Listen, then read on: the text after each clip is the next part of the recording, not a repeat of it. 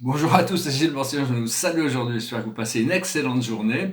Je commence un petit peu à retrouver, un petit peu, des fois on passe par des moments un peu difficiles, je m'excuse, parce que bon, les gens qui généralement font des vidéos sur YouTube, quand ils n'ont pas un jour sans, ils font pas de vidéo, mais bon, je me sens appelé tous les jours à faire ces vidéos pour discuter des principes de sagesse transcendantale, de la psychologie transcendantale du non-être, sur la science de l'ascension. Donc l'esprit m'explique que je devrais moins douter, hein, devrais faire plus confiance, et donc c'est juste que, quelles que soient les circonstances extérieures, quel que soit ce qui se présente à nous, il faut toujours maintenir ce centre immobile, éternel à l'intérieur de nous, et donc c'est des leçons qu'on est en train d'apprendre. Et actuellement, il y a Saturne qui s'immobilise. Saturne, il a été rétrograde pendant très longtemps, il va repartir direct, ce qui va quand même nous alléger un petit peu sur beaucoup de choses. Ce qu'il y a, c'est qu'il y a Jupiter, la grande planète de l'expansion, qui fait un carré à Neptune. Donc, qu'est-ce qui est réel, qu'est-ce qui n'est pas réel, qu'est-ce qui est possible, qu'est-ce qui n'est pas possible. Donc, il y a toutes ces choses qui sont un peu en étude, disons. Et parce que parce que bon, il faut comprendre aussi les mécanismes on voit toujours, parce que c'est très difficile de comprendre ce qui se passe dans la réalité de l'infini, dans la réalité de la vie. Qu'est-ce que la vie, comment la vie fonctionne, c'est un peu ce qu'on cherche à comprendre. Et la vie fonctionne par rapport à nos désirs et nos croyances. Mais il y a cette roue du karma. Et cette roue du karma, pendant très longtemps, c'est-à-dire qu'on vivait dans une situation où les forts opprimaient les faibles. C'est un peu comme ça a été, c'est juste à cause de l'immaturité du procédé d'évolution. Mais à chaque vie, vu que on ne sait pas, mais la vie, une fois qu'on a fini une vie, on doit revenir, tout oublier et recommencer. C'est les faibles qui sont devenus les forts. Et ces forts, on sent inconsciemment que c'est ceux qui sont devenus faibles et qui les ont opprimés dans la vie passée, les ont opprimés, donc ils se sentent justifiés à leur tour d'opprimer les faibles. Et donc c'est un cercle qui continue éternellement jusqu'au moment où il y a un lâcher-prise, il y a une prise de conscience, l'âme a assez d'évolution pour arriver à lâcher prise sur tous ces anciens karmas et devenir... et apprendre à trouver l'équilibre sur les choses. Parce que bon, il n'y a qu'une seule âme, hein. Mais par contre, l'âme individuelle, on est tous créés comme des extensions de cette âme individuelle, et, euh, et donc chaque âme est responsable seulement de ce qu'il a fait, seulement de son programme. Hein. Ce qu'il y a, c'est que bon, c'est pas facile à vraiment comprendre les pensées de Dieu, parce que Dieu ne n'agit pas pour un être, pour un moment, il agit pour tous les êtres et à tous les moments. Donc il y a des choses qui servent la volonté divine, on n'est pas toujours conscient de ce qui sert la volonté divine. Pourquoi le Christ a été crucifié, par exemple? Parce que bon, ça était un être divin, le plus avancé de tous les humains qui s'est jamais incarné sur Terre. C'est sa première incarnation, sa première incarnation en tant qu'individuel. Donc il n'avait pas de karma. Et malgré, il ne croyait pas au karma, il ne croyait pas à l'astrologie, il ne croyait pas en la réincarnation. Bon, il avait quand même des limitations, mais il était quand même venu pour enseigner cet amour divin sans ses limitations. Enfin, et donc il faut toujours l'appeler, vous pouvez l'appeler pour qu'il marche avec vous, ça vous assistera hein, dans toutes les circonstances de la vie. Appelez Sananda, le Christ, Jésus, Joshua, Emmanuel.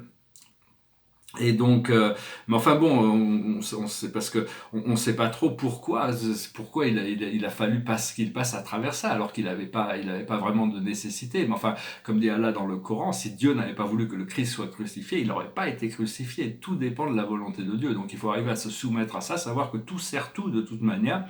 Et savoir que si on n'est qu'une seule âme, qu'on a le Christ à l'intérieur de nous, qu'on a le Bouddha à l'intérieur de nous, on a aussi les Hitler et les Staline et tous les tyrans à l'intérieur de nous, on a tous les dieux, mais on a tous les démons. Donc il faut arriver à trouver cet équilibre en lâchant prise sur cette obscurité qui nous empêche de découvrir cette lumière et continuer à cultiver cette lumière, quelles que soient les circonstances. Parce qu'on est en train de se préparer, mais on ne sait pas pourquoi on se prépare, parce qu'on ne peut pas savoir. Si on savait déjà, on y serait déjà. Le futur, quand le futur devient présent, il n'y a plus de futur, il devient le présent. Et donc, on ne sait pas trop pourquoi on se prépare, mais on continue à se préparer pour cette ascension. Et Dieu continue à garder ce futur comme un mystère. Hein. Dieu sait le futur, c'est le mystère en réalité. C'est un être éternel, infini. Et si on est éternel et infini, parce que la mort n'est qu'une illusion, le pire des choses qui peut nous arriver, c'est de mourir, mais la mort n'est qu'une illusion, un passage obligatoire pour tous les mortels. Donc il ne faut pas redouter la mort, il faut embrasser la mort le plus possible, pouvoir changer d'état sans avoir besoin de même passer par ce portail. Et donc... Parce que si on est éternel et infini, c'est parce que Dieu est éternel et infini, et Dieu sera toujours éternel et infini, il continuera à donner, à partager cette expérience de la vie avec toutes ces créatures, toutes ces créations. Savoir que, savoir bon, que ce qu'il y a, c'est que bon, c'est cette séparation, et cette séparation, quand on s'est séparé de l'un pour venir avoir l'expérience dans ce monde, séparé du pur, pour venir de la sphère pure pur du paradis, pour venir vivre dans cette sphère impure et lourde, ça c'est une séparation qui devient de plus en plus intolérable au fur et à mesure. Au plus on s'avance vers la lumière, au plus on veut se rapprocher, on veut se reconditionner, on veut se retrouver.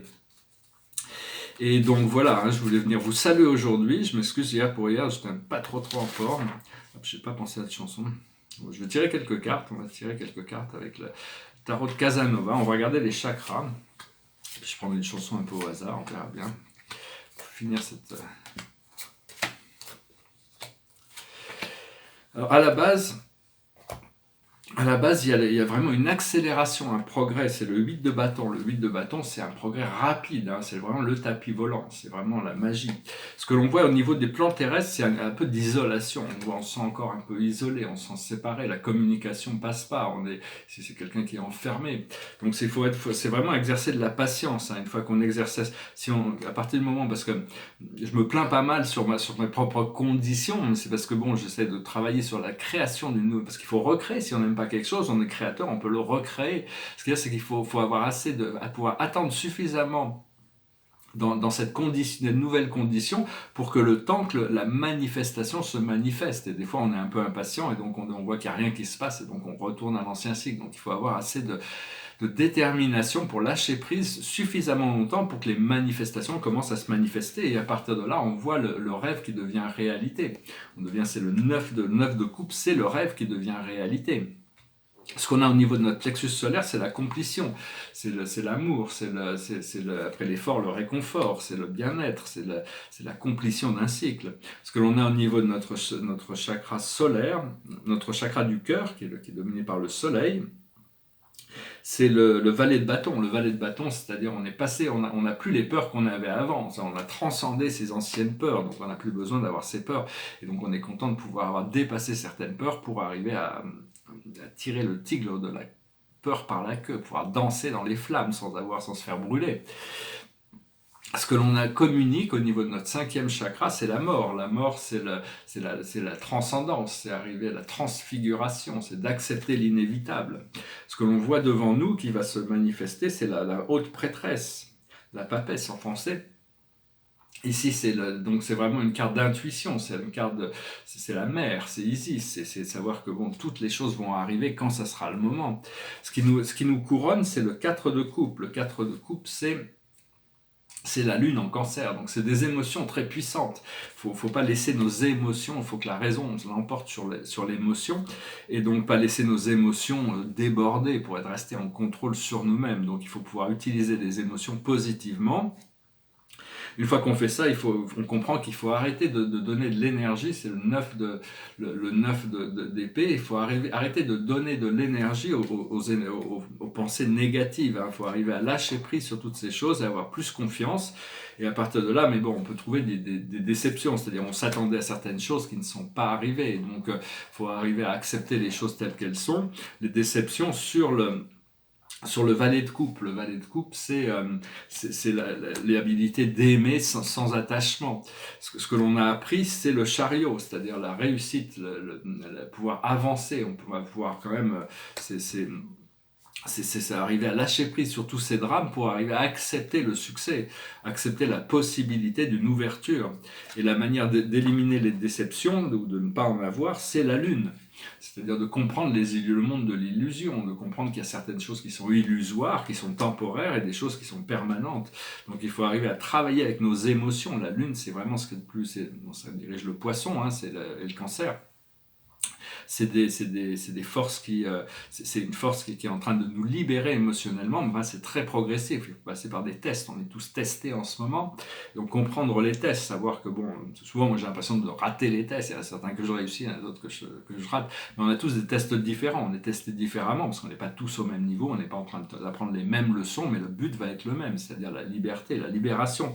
Ce que l'on a au niveau de notre étoile terrestre, c'est le valet d'épée. on essaye vraiment de s'extriquer de la situation, on va pouvoir s'extriquer de la situation dans laquelle on est. C'est un petit peu une boîte qui est trop petite, donc on casse les murs de la boîte, mais il faut sortir de la boîte en même temps, il faut agir de manière à ce que le plafond ne tombe pas dessus, donc il va falloir bouger de toute manière. Et ce qui vient de l'étoile de l'âme, c'est l'amertume. L'amertume, ça a besoin d'être intégré, ça a besoin d'être libéré. C'est des émotions qui peuvent être négatives, mais il faut les expérimenter pour s'en libérer. Il ne faut pas s'accrocher à ça. Alors, et puis il y a aussi, une fois qu'on a compris ça, on trouve les doutes, c'est-à-dire on n'est pas toujours dans la confiance absolue. Donc il faut faire face à ses doutes, face à ses peurs, abandonner le doute, comprendre que le doute est un centre mort. Et à partir de là, on va pouvoir commencer à exprimer nos émotions. C'est la dame de coupe, c'est la carte de l'émotion. On va pouvoir exprimer le côté féminin du féminin. Au plus on peut exprimer nos émotions positivement, au plus on va pouvoir en profiter aussi. Donc voilà, j'espère que cette lecture a résonné avec vous. Savoir que bon, il faut accepter de vivre dans le noir, dans l'obscurité, hein, jusqu'au moment où on a passé la porte. On n'est plus très loin, mais bon, il y a tout ce passage qui est assez sombre. Il faut arriver à finir de transmuter ces vieilles énergies. Je sais que mon être originel, avant de venir ici expérimenter l'univers, est indivisible, hein, complètement indivisible. Il est complet, il est indivisible. Il n'y a pas ce yin et yang, il n'y a pas de division là. C'est juste ce mystère. Quand on a intégré l'univers, on est devenu une âme et on a pris cette polarité, cette dualité qui n'est pas négative en elle-même, qui a juste besoin, c'est juste un effort qu'il y a toujours une expansion, il y a toujours un effort d'équilibre qui a besoin d'être retrouvé. Donc voilà, hein, et donc c'est se retrouver son autre partie, arriver à trouver son complément aussi bien énergétiquement que dans le monde physique, parce que bon, ça va équilibrer les choses une fois qu'on a rencontré son parfait complément dans le monde physique. On arrive ça équilibre tout ça, ça stabilise, ça équilibre. Alors, je vais voir si je peux trouver une chanson.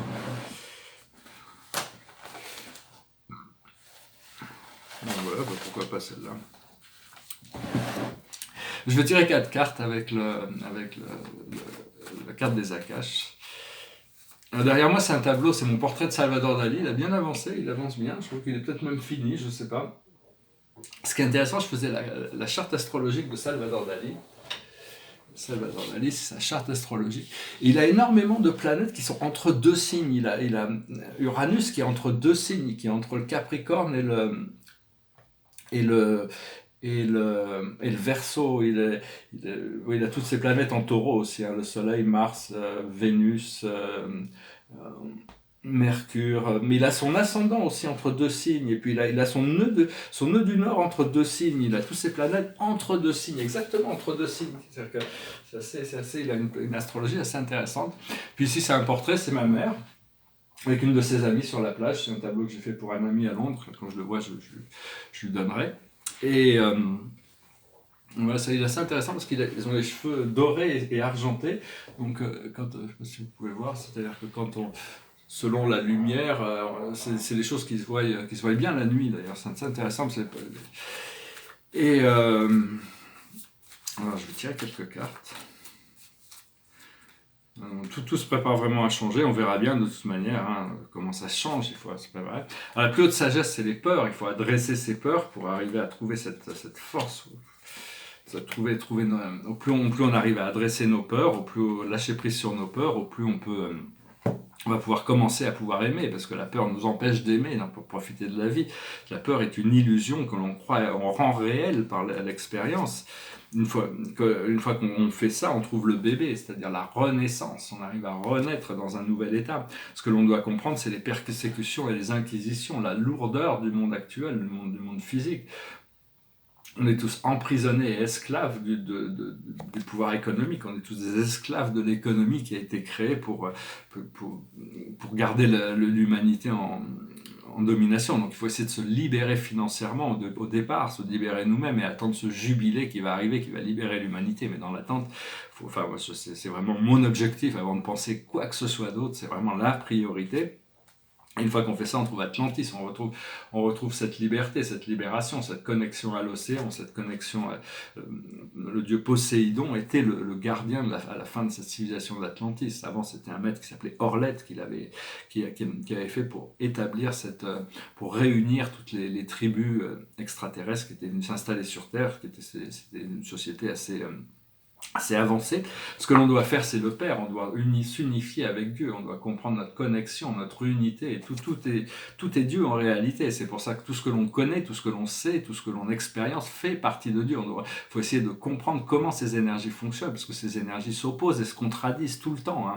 Toujours ce pouvoir d'opposition et de contradiction. Tous les éléments donc il faut arriver à trouver cette harmonie à l'intérieur de cette opposition et de cette contradiction. Et l'aboutissant, c'est gréco-romain. On va pouvoir reconnecter à toutes sortes de pouvoirs et de mémoires qui sont connectés à l'astrologie et au pouvoir des dieux grecs qui étaient des extraterrestres très avancés, qui sont toujours là, ils sont toujours présents, ils travaillent à l'ascension, à l'intérieur de l'un, mais ils étaient bien en avance sur l'humanité. À l'époque, on les appelait des dieux, d'ailleurs, ils étaient tellement plus en avance que l'humanité de l'époque. Et donc voilà, je vais chanter une chanson, je commence à m'habituer à cette mode. La mode, c'est quelque chose qui est assez circulaire. On revient à cette mode des cravates fines, c'est dans les années 60, 70. Enfin bon, je commence à m'y habituer. À l'époque, je peux m'habiller comme un enfant, avec des petites cravates toutes fines. On donnait ça aux enfants. Moi, quand j'étais dans les années 80, c'était avec les enfants qui portaient des cravates fines. Et aussi, c'est assez marrant, cette mode des grands barbus. L'autre jour, je voyais un ami, pour une petite anecdote, un ami, quelqu'un qu'une connaissance, disons, je le voyais arriver de loin, il avait des grands cheveux, ça avait des mois que je l'avais pas vu, il avait des grands cheveux, une énorme barbe. Je dis, oh là, il y a un homme de Cro-Magnon qui arrive. Bon, enfin, c'était un peu méchant, alors j'ai plutôt l'appeler la tribu des Cro-Mignons. C'est les Cro-Mignons, c'est les gens qui ont des grosses barbes, c'est des Cro-Mignons. Je trouvais que c'est assez marrant, assez mignon. Et enfin bon, c'est pas trop mon style, je vais pas cacher son visage derrière une énorme barbe. Mais enfin, c'est ça la mode. Et donc voilà, je vais tenter cette chanson. Je l'ai prise au hasard, c'est une chanson qui dit qu'une journée peut tout changer dans la vie. It goes like this. What a difference a day makes, 24 little hours, brought the sun and the flowers where there used to be rain. My yesterday was blue, dear. Today I'm part of you, dear. My lonely nights are through, dear, since you said you were mine. What a difference a day makes. There's a rainbow before me. Skies above can be stormy. Since that moment of bliss, that thrilling kiss, it's heaven when you find romance on your menu. What a difference a day makes, and the difference is you. Voilà, je vous remercie d'être venu voir ma chaîne, d'écouter ce que j'ai à dire. J'espère que ces messages vous servent. J'espère qu'on va pouvoir commencer à vraiment travailler de manière complètement différente. Là, l'esprit m'informe de toutes sortes de potentiels, mais ça fait tellement longtemps qu'on m'informe de ces potentiels. Et puis à la fin de la journée, je suis toujours déçu parce que les potentiels qu'on m'avait annoncés le matin ne sont pas manifestés. Donc bon, maintenant, je prends les choses. On se prépare pour tout, on est prêt pour ça, mais bon, si jamais ça se passe pas, on n'est plus déçu. De toute manière, il faut essayer de rester léger. Et puis, la carte de la journée, c'est le 3 de Raphaël. Donc c'est vraiment une carte de célébration. Vous avez des raisons de faire la fête. Une communauté d'amis. Bonne nouvelle au sujet d'une relation ou des enfants. C'est vraiment la carte de l'intimité, c'est la carte de la célébration, c'est la carte une carte vraiment très très festive. C'est la carte de la célébration par excellence. Donc j'espère que Today aujourd'hui va être une célébration, des bonnes nouvelles arrivent et on pourra commencer à célébrer la vie tous les jours, se lâcher prise sur tous ces anciens cycles qui vont être même oubliés et qu'on n'aura même plus besoin de pouvoir regarder tout ça avec beaucoup de d'appréciation pour d'en être sorti de toutes ces choses qui ont pu nous affliger négativement. Je vous remercie pour tout, je vous souhaite une excellente journée, merci d'aimer, de partager, de souscrire. Si vous avez des commentaires ou quoi que ce soit, n'hésitez pas à me les laisser. Je vous remercie, namasté.